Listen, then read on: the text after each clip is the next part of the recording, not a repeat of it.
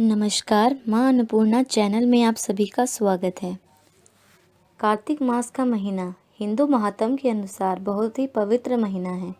इस महीने में जो व्यक्ति सुबह उठकर नहा धोकर पूजा पाठ करके अपने दिन की शुरुआत करता है, उसकी सभी मनोकामनाएं पूर्ण होती हैं।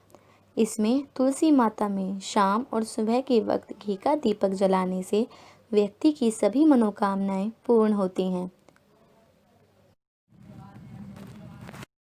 तो चलिए आज कार्तिक माह की कहानी सुनाते हैं, जिसे सुनकर व्यक्ति की हर मनोकामना पूर्ण होती है। और जो व्यक्ति कार्तिक का स्नान करता है, वह इस कहानी को सुनकर अपने सभी पापों से मुक्ति पा सकता है। एक ब्राह्मण और ब्राह्मणी थे। 7 कोस दूर गंगा जमुना नहाने जाया करते थे। ब्राह्मणी बहुत थक जाती थी। एक दिन बोली, कोई बेटा होता तो बहू ले आता, वह घर का काम कर कर रखती। कम से कम हमारे लिए घर का काम तो कर कर रखती, जिससे हमें घर आकर खाना न बनाना पड़ता। ब्राह्मण बोला, तूने बड़ी बात कही, ला अब मैं तेरे लिए बहू ला देता हूँ। एक पोटली आटा बांध दे और थोड़ी सी मोहर अरसरी डाल दे। उसने पोटली बांध दी। ब्राह्मण लेकर चल दिया। कुछ देर बाद यमुना जी किनारे लड़कियां अपने अपने मिट्टी के घर बनाकर खेल रही थीं। फिर उन सभी लड़कियों ने अपने मिट्टी के घर बिगाड़ दिए, पर उनमें से एक लड़की बोली, मैं तो अपना घर नहीं बिगाड़ूंगी, मुझे तो यह रहने के लिए चाहिए। वह लड़की बाबा को बहुत भा जाती है। वह उसका पीछा करते करते उसके घर के बाहर आकर खड़ा हो जाता है। तो वह लड़की पूछती है, बाबा यहाँ पर क्यों खड़े हो? वह कहता है, बेटा बहुत भूख लगी है, पर मैं किसी के यहाँ का खाना नहीं खा सकता, इसलिए मैं अपने साथ आटा लेकर आया हूँ।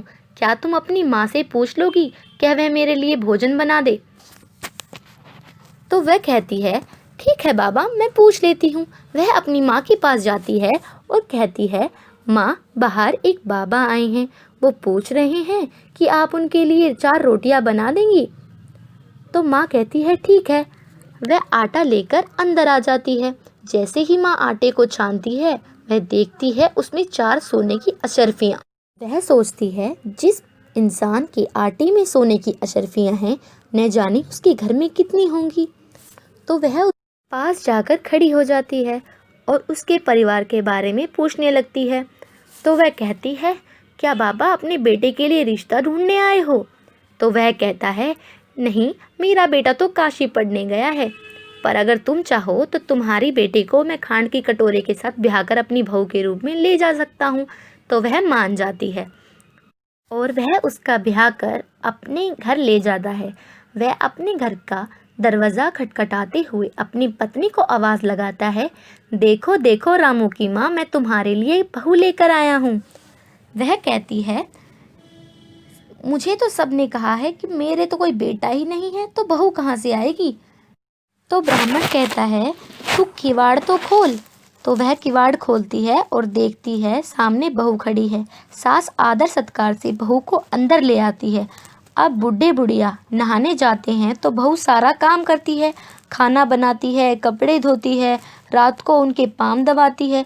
इस तरह बहुत समय निकल जाता है।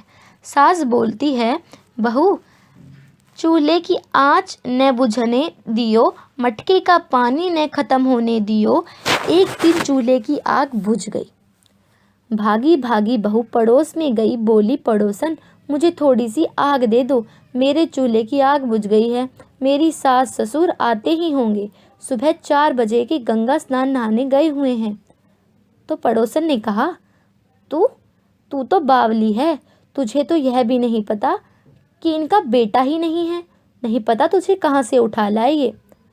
बहू बोली, ना, इनका बेटा तो काशी पढ़ने गया है। पड़ोसन बोली, तुझे तो झूठ बोल कर लाया गया है। वह बोली, मैं अब क्या करूं? तो पड़ोसन बोली, जा और जली फूकी रोटी बना देना, खीर को खिचड़ी में मिला देना और दाल को खीर में मिला देना। वह पड़ोसन की सीख को सीखकर घर वापस आ जाती है। अब वह ना तो रोटी बनाती है, ना कपड़े धोती है, ना सास ससुर की सेवा करती है और उनके पैर भी नहीं दबाती। तो सास कहती है, बहू ये क्या है? ये तो जली फूकी रोटी है, अनूठी दाल है, बहू बोली, यही खा लो सासू जी, तुम एक दिन खा लोगी तो कुछ नहीं होगा, मुझे तो जीवन भर अनूठा रहना होगा। सासू बोली, बहू बहू को तो पड़ोस की सीख लग गई है, रात को सो गई। बहू सुबह सुबह भागी पड़ोस में गई। बहू बोली, अब क्या करूं? तो पड़ोसन ने कहा कि अपनी सास से चारों कोठों की चाबी मांग ले। तो वह ऐसा ही करती है। जब सासू सुबह कार्तिक नहाने के लिए गंगा जाने लगती है तो वह सासू माँ से कहती है, बाद में जाना, पहले मुझे सातों कोठों की चाबी दो। तो ससुर कहता है, हमारे लिए क्या मोल है इन कोठों का, दे दो चाबी, हम आज मरे कल दूसरा दिन, हमारे लिए कोई मोल नहीं इनका। तो वह चाबी देकर चली जाती है। सासू माँ के जाने के बाद बहू कोठों को खोलकर देखती है। शुरू के 3 कोठों में अन्न धन भरा हुआ था, पर जब वह चौथा कोठा देखती है तो वह देखती है उस कोठे में बहुत सारे देवी देवताओं की तस्वीरें लगी हुई हैं। वहाँ पर गणेश जी, लक्ष्मी, पीपल, पतवारी, कार्तिक के ठाकुर, राई दामोदर, तुलसी जी का बिड़वा, 36 करोड़ देवी देवता विराजमान होते हैं। गंगा जमुना होती हैं। वहाँ पर एक लड़का माला जप रहा था।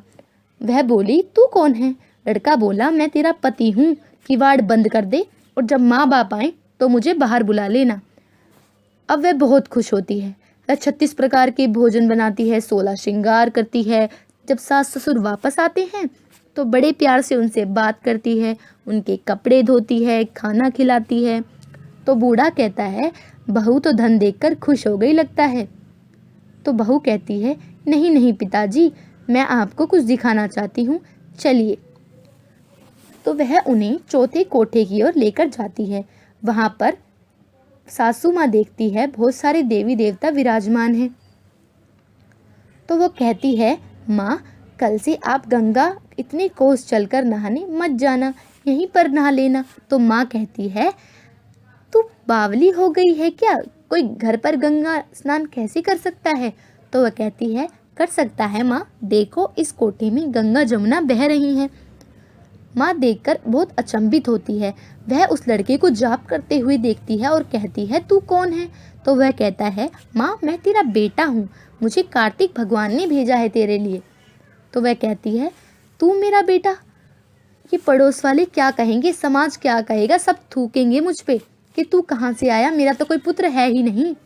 यह सब देखकर ब्राह्मण कहता है, इस बात का क्या समाधान, तुम कहाँ से आए हो? इतनी ही देर में ब्राह्मणी की छाती में से दूध की धार निकलने लगती है और बेटे की मूंछ भीग जाती है, जिससे पूरा आकाश पाताल ये पूछने लगता है, क्या हो गया माँ बेटे का बंधन? इससे सभी चौंक जाते हैं और वह अपने बहू बेटों को छाती से लगा लेती है। ब्राह्मण बहुत खुश होते हैं। हे कार्तिक के ठाकुर, राई दामोदर कृष्ण भगवान जी, जैसा बहू बेटे को फल दिया वैसा सबको दियो। हे जय हो कृष्ण भगवान, जय हो कृष्ण भगवान, जय हो कृष्ण भगवान।